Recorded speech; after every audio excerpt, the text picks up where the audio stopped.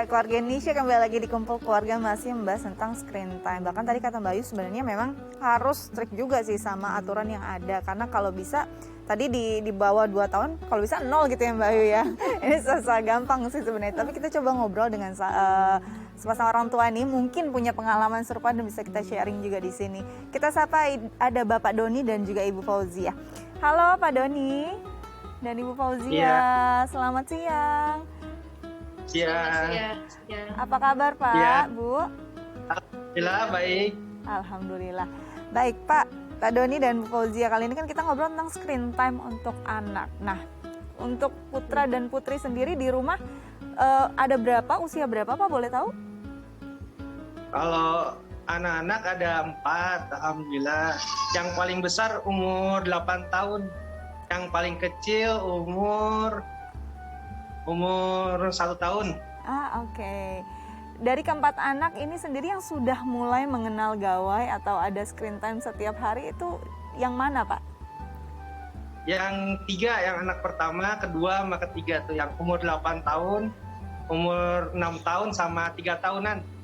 Oke, ini biasanya ibu yang paling tahu nih berapa lama anak-anaknya menggunakan gawai. Ibu boleh menjelaskan biasanya si sulung, anak kedua dan anak ketiga biasanya berapa lama Bu menghabiskan waktu di depan gawai ataupun televisi? Tidak lebih dari 1 jam ya. Wow. Kalau untuk tidak lebih dari 1 jam. Oke, luar biasa. Ini luar biasa loh, anak-anak zaman sekarang tidak lebih dari 1 jam menggunakan gawai ataupun di depan televisi. Cara apa yang ibu dan bapak lakukan untuk mengajak anak-anak mengerti bahwa ada waktunya loh, ada batasan waktu yang bisa kalian lakukan gitu ya untuk gawai kalian? Kalau ini untuk anak-anak sih biasanya kalau udah kelamaan kita ajakin, misalkan ada teman-temannya di luar tuh main di luar, jangan lihat HP terus. Atau kalau yang laki-laki suruh main bola, kasih bola atau ajak main bola sama kita atau sama teman-temannya. Kalau yang perempuan main Barbie atau puzzle, kegiatan-kegiatan yang di luar aja.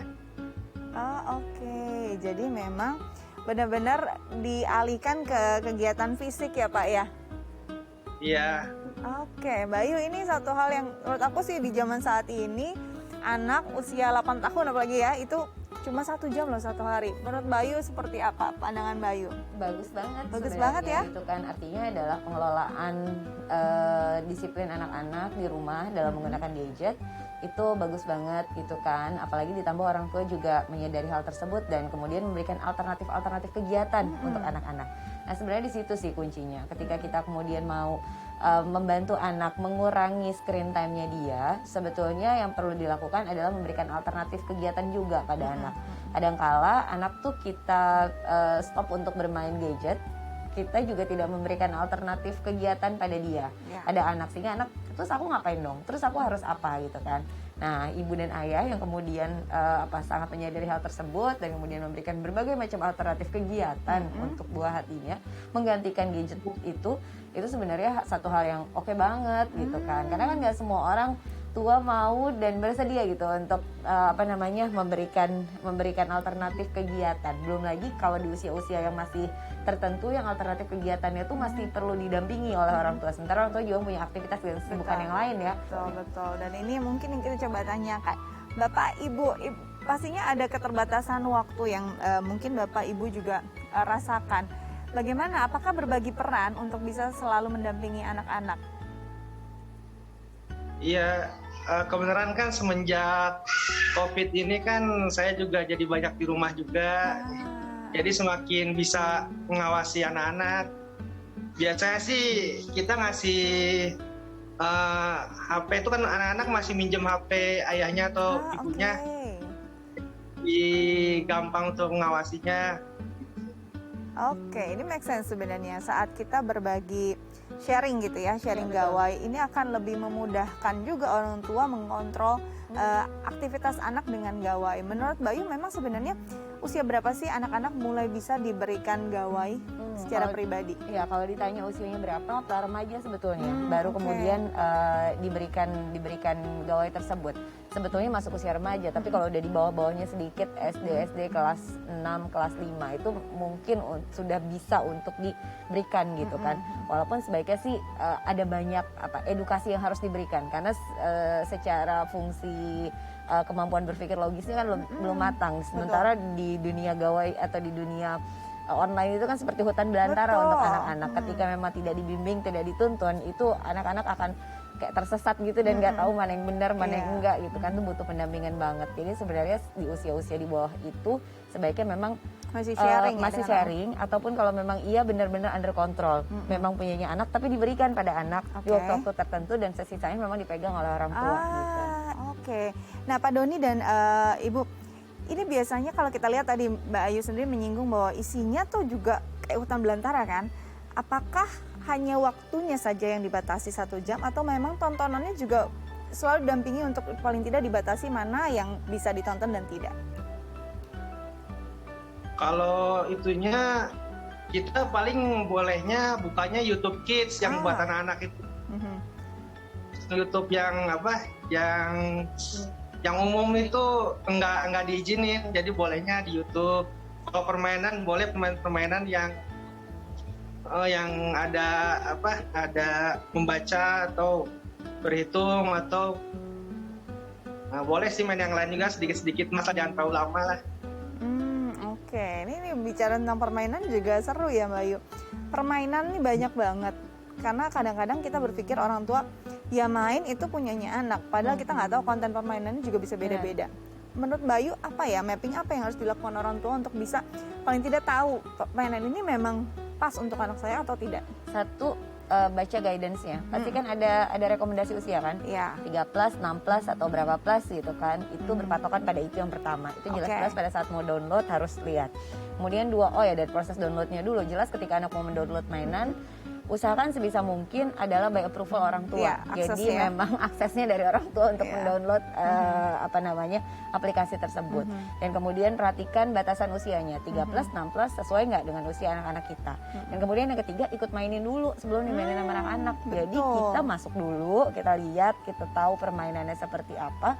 Kemudian disitulah kita yang bisa menentukan, oh ini sudah sesuai, oh ini belum sesuai. Kalaupun memang ada yang nggak sesuai, kita mau ngejelasinnya seperti apa nih ke anak-anak kita. Kondisinya yang bagaimana di dalamnya. Karena kan banyak juga permainan yang bungkusnya itu games dan kartun, tapi kontennya itu bukan untuk konten anak-anak. Tapi biasanya itu dikasih tahu sih, kayak usianya pada saat mau download kan kelihatan, ini 3 plus, 6 plus atau berapa. Guidance itu bisa kita pakai pertama-tama. Nah, supaya tahu kan kita harus ngelihat ya. Dan supaya bisa ngelihat kan kita harus punya kewenangan untuk akses downloadnya ya. Nah, dari situ sebetulnya. Jadi kalau bisa kita mainin dulu ya. Kadang-kadang level pertama aman, level selanjutnya yang nggak aman gitu ya. Oke. Nah, Pak Doni dan Fauzia ini kan ada psikolog kita, Mbak Ayu Sutomo. Mungkin ada yang ingin ditanyakan terkait tema kita hari ini, screen time anak bersama psikolog kita, silakan. Ya.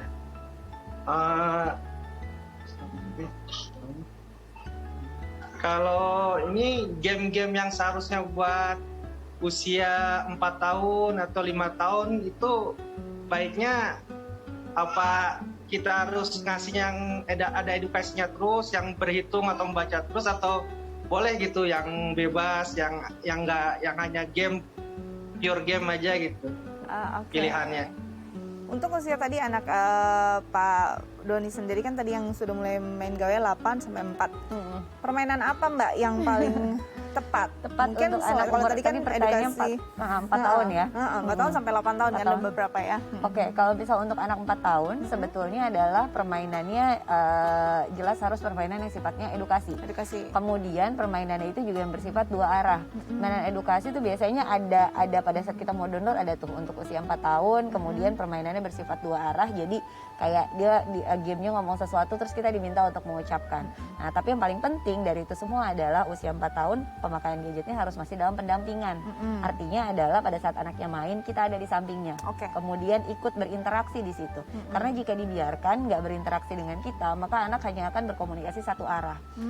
Seringkali case keterlambatan berbicara itu bukan karena hal tertentu, tapi ini menjadi salah satu faktor penyumbangnya. Jadi karena kurangnya stimulasi. Tapi pada saat kita mendampingi si anak 4 tahun ini gitu kan, kita bisa jelaskan, oh ini pencet gambar awan. Oh, awan yang ada di langit warnanya ini. Kapan-kapan kita lihat ya kayak gitu-gitu. Nah, hal itu yang harus dibangun pada saat mendampingi si 4 tahun. Kalau gamenya seperti apa, sepanjang masuk rate-nya untuk anak 4 tahun, menurut saya itu memang sudah dipertimbangkan secara matang oleh si game maker-nya bahwa ini memang tepat untuk usia segitu dan kita tinggal memvalidasi bener nggak ini cocok nggak sesuai dengan value-value kita.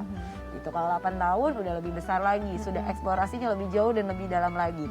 Itu yang tadi perlu untuk kita ikutan cross check.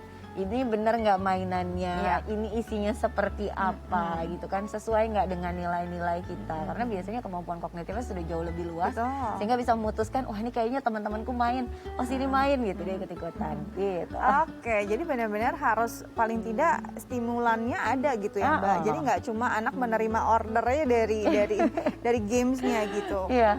Oke, kalau bisa memang tetap ada komunikasi yang dibangun nih Pak selama mendampingi anak bermain. Mungkin Ibu juga bisa sama-sama ikutan main ya, tahu permainannya seperti apa, bisa belajar sama-sama. Oke, Pak Doni dan juga Fauzia, terima kasih banyak sudah berbagi bersama kami di Kumpul Keluarga. Tetap jaga kesehatan ya Pak ya. Terima kasih. Sama-sama. Oke, jadi memang sebenarnya kan isinya banyak banget ya Mbak, dari gawai, dari TV itu beragam. Jadi bukan cuma waktunya doang yang dibatasi, karena nggak cuma kuantitas yang harus kita istilahnya kita urus gitu ya, kualitasnya juga apa yang ditonton anak juga perlu diurus. Nanti kita bahas tapi setelah jeda berikut. Nah, Keluarga Indonesia jangan kemana-mana, tetap bersama kami di Kumpul Keluarga.